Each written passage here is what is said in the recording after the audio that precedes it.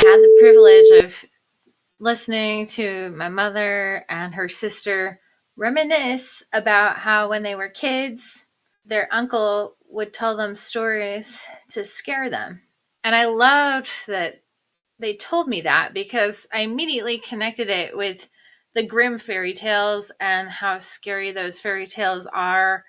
And how when I was a kid, I thought, oh man, that's like so messed up that adults would tell children these scary stories. There's actually so much juice in being scared. First of all, you get the cautionary tale that's telling you what not to do. You get an emotional aversion to doing the thing, or when you have that emotional flavor, it's almost like delivering a vaccine. I want to say it's almost like delivering a cultural vaccine. Now, that can go awry. For example, I heard that one of the reasons why wolves went extinct in the United States, were nearly extinct in the United States, is because European colonizers came here and they had a lot of stories about how scary the wolves were, and then they killed the wolves, and then they tried to get rid of the horror, get rid of the fear by killing the wolves. They scapegoated the wolves, essentially. And that is missing the point. The point in Little Red Riding Hood is not that there shouldn't be wolves in the forest. The point of Little Red Riding Hood is that you should stay on your path, and that you should be focused, and you should not let people who don't mean well for you to get in the way between you and where you're going. So the scary story, I was thinking about this today because it is Christmas, and one of my friends made a post recently about how the Christmas Carol was a ghost story, and we have kind of removed the scary story part of the Christmas tradition, and it is actually very healthy for us to be scared. Also, that reminds me of another meme.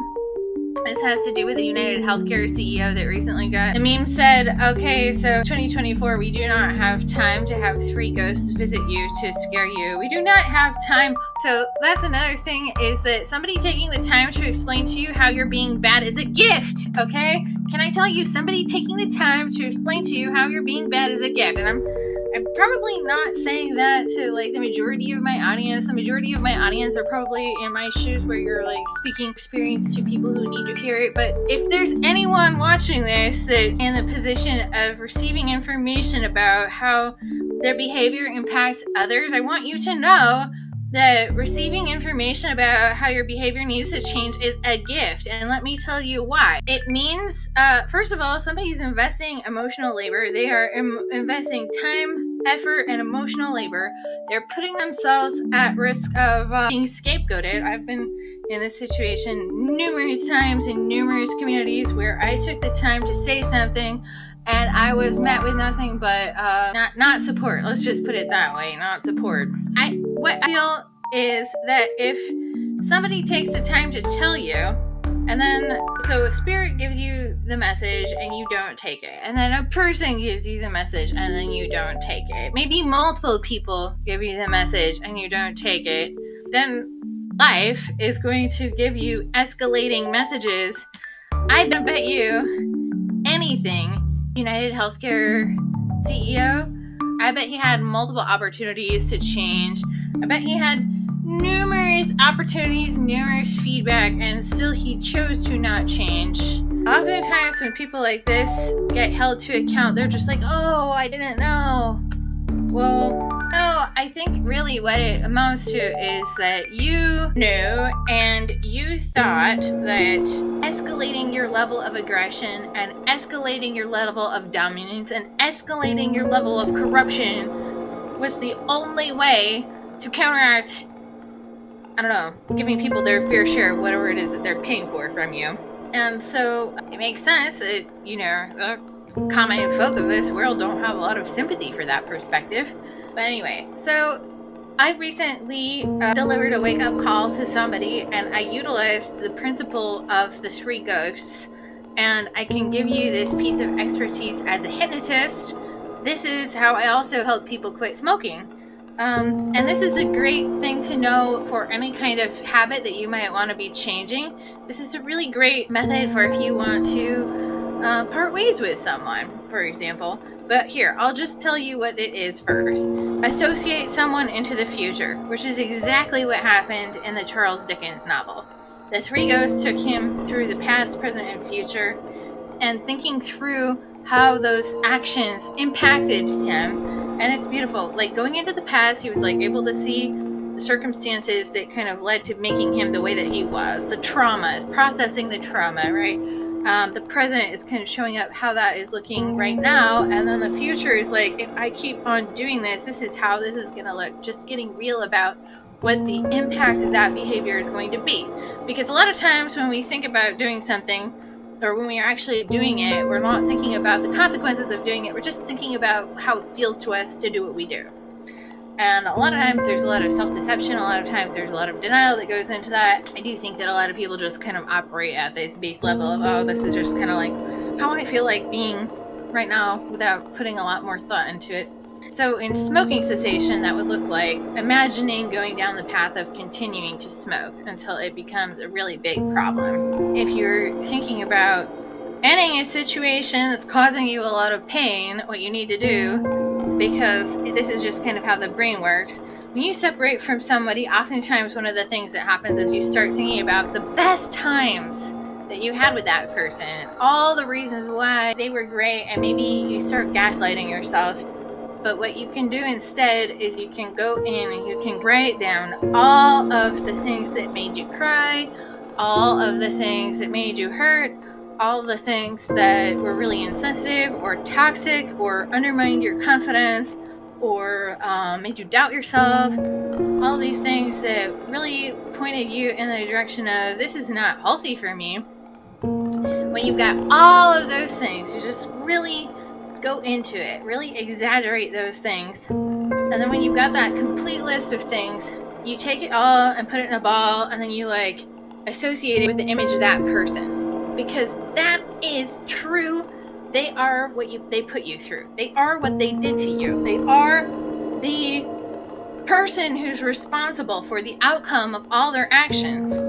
So, and yes, you did play a part in allowing them to do that, and they might bring that up if you try to set a boundary with them, but I want to say that's a really weak argument for why they should continue to stay in your life. Like, well, I wouldn't have abused you if you didn't let me. So then you do this little self-hypnosis process where every time I see this person, I am reminded of all the things that they put me through.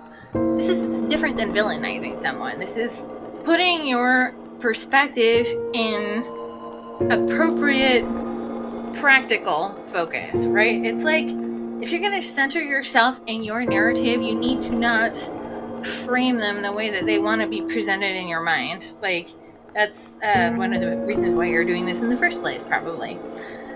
So you just take all of those things, all the negative things that they were bringing into your life, all of the instability, all of the contempt, all of the rage, all of the treading on eggshells around their feelings. Take all that, you just associate that with them. Then every time you hear, you can also give yourself, every time I hear or see or talk to this person, that's going to be what pops up in my mind. I'm not going to remember all the things that they did to me when they were trying to convince me that they were a good person. I'm going to remember how they treated me once they thought that they had me in the bag. And then that is going to be like a very, very, very quick way of getting over that. Probably quicker than anyone, you or they or anyone in your life would expect, because you took your feelings out of it, which is really what you need to do, because people like this exploit the vulnerability of your feelings.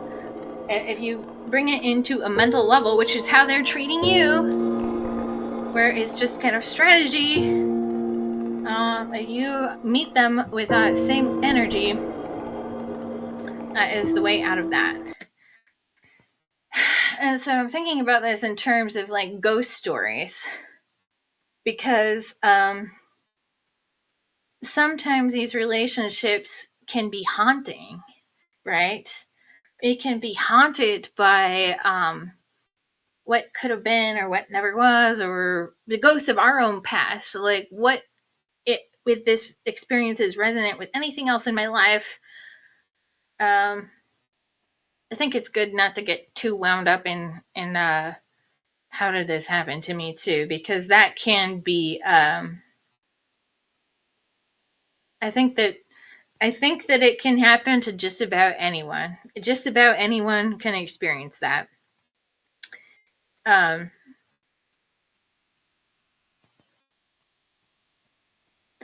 but to exercise the ghost, so to think about the past, to think about the future, to think about the present and how all of those things are playing into your present moment, to integrate them into one single point.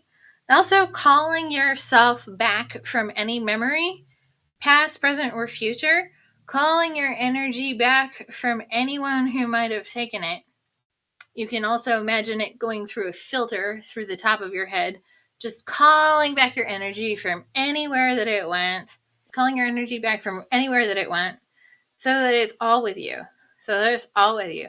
So yeah, just calling your energy back to yourself, and then no more ghosties, man. Like, if there are any ghosts that are lurking about, Christmas or otherwise, you can thank them for whatever it is that they have to teach you, and then you can choose to learn the lesson of whatever it is that they bring or not. Or it could be that they're just not your ghosts. Finally, I'm going to end on a story by Hans Christian Andersen. So he told this story, I think it's just called A Story, of this beautiful landscape. The birds are singing, the butterflies are drinking nectar out of the flowers. So there's this natural beauty. And then you go into the church, and there's this preacher that's preaching fire and brimstone. And the brimstone really troubled his wife. She's just like, it doesn't feel good to me that even somebody that doesn't behave the way that I do, it doesn't feel good to me that they should live in hell. And so he's just like, yeah, that's just the way it is. And then one day she died. And then she came to him in a dream, and he's just like, oh no, you're hunting me. Is there anything that I can do to help your spirit to be at rest? And she's like, yes. If you can pull one hair off of the scalp of someone who is doomed to burn in hell, that will bring me back from my unrest, and I'll be able to cross over. And so it was very much like the Dickens story, where he visited 3 different people that represented 3 different sins. I think it was like pride, gluttony, and greed, or something like that. There was a thief. He visited 3 criminals. And when he peered into their life, he saw that if he were walking in their shoes, he could totally relate to why they would be the way that they are. And so then, as the cock crows or whatever, and the story is over, he hasn't pulled a hair off of the head of any of the people that he went to go see. He's just crying, and he's just like, dear God, and judgment is called. And I think something like God says now that he realizes that people who commit crimes are already living in hell. They're already living in hell. And that is their punishment. That is their karma, as some people might like to say. Put yourself in the picture in a different way, right? There's a difference between judgment and judgmentalness. You can drop the judgmentalness, and you can just trust that to each their own, right? And you can know why you choose to behave a certain way. Anyway, and then the end of the story was that he had this realization about the way that he was preaching was actually hurting people, and it was causing people to be distressed on the other side.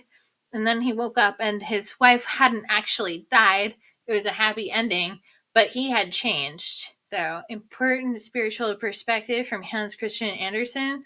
Also, thank you to Charles Dickens for all of the Christmas ghosties.